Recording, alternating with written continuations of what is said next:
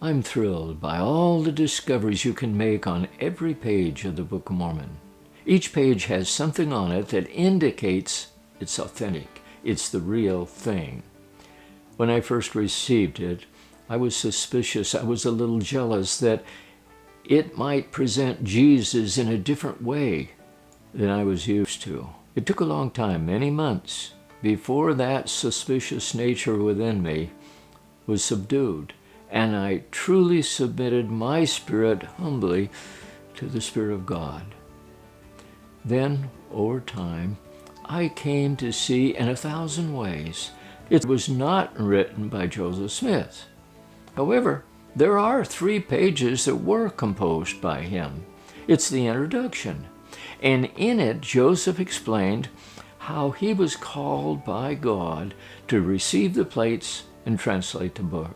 Now, it was many decades before I discovered for myself one thing peculiar about those 3 pages.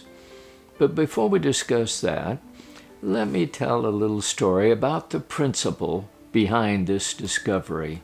I've explained before how as a young boy I helped a little to build barns and sheds and buildings, and I noticed the difference between my father's hammer marks on a board and the marks left by my Uncle Arthur or my brother George or myself.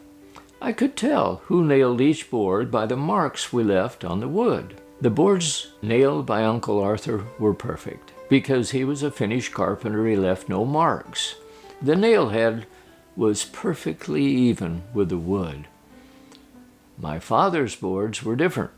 They were driven hard, with just a circle driven deeply around the nail into the wood. No other marks.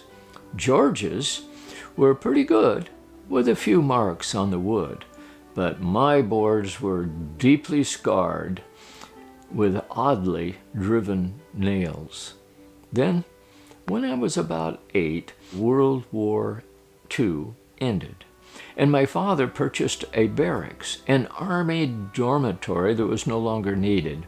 He wanted the lumber and the building materials to build houses. So he and Uncle Arthur and George and I went to the army base next to the family farm. But when we started to take the boards off the walls of the barracks, we discovered a terrible fact. The German prisoners of war who'd come on ships from across the sea and built the barracks, they did not put the outside boards on the walls in the usual manner. Normally in this country, a piece of siding board was nailed to the studs, the vertical framing, with 3 nails. The nails were physical connectors. Remember that.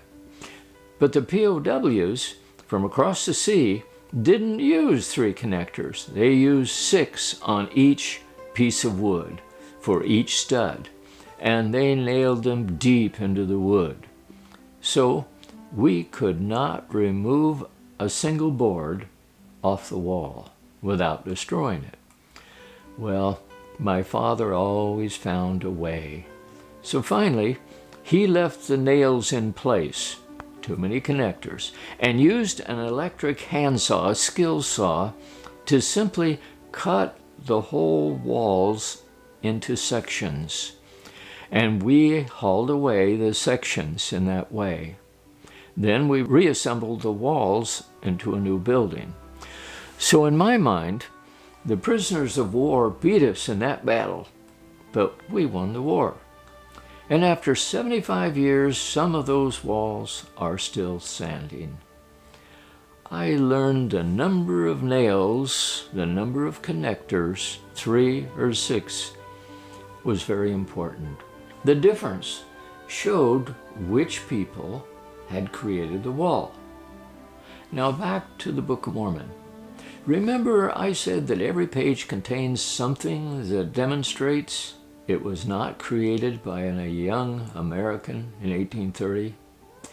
After reading the book many more times than you would guess, I finally noticed the connectors, like the nails in the wall, that hold the whole text together. You might not like calling them nails, but they're thought connectors or phrase connectors. They're ands. And as you begin to read the introduction, which Joseph wrote, notice the word and. And is a general connector throughout the text, just as the nails connected the boards to the wall.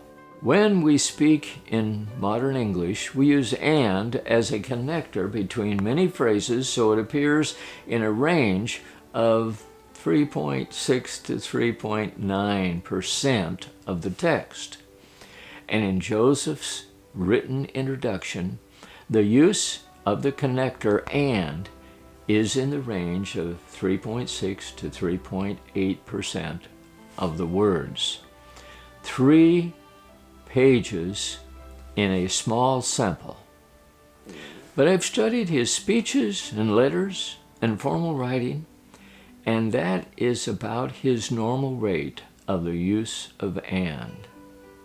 But as soon as you leave those 3 pages written by Joseph Smith and go into the text of the book, which was written by a foreign people who had also sailed across the sea in ancient times with an ancient language, the frequency of and almost doubles. Suddenly, the frequency of this connecting word is nearly 6%. I'll try to explain the fascinating reason why this difference occurs another day. But just consider this question. How did Joseph Smith pull this one off?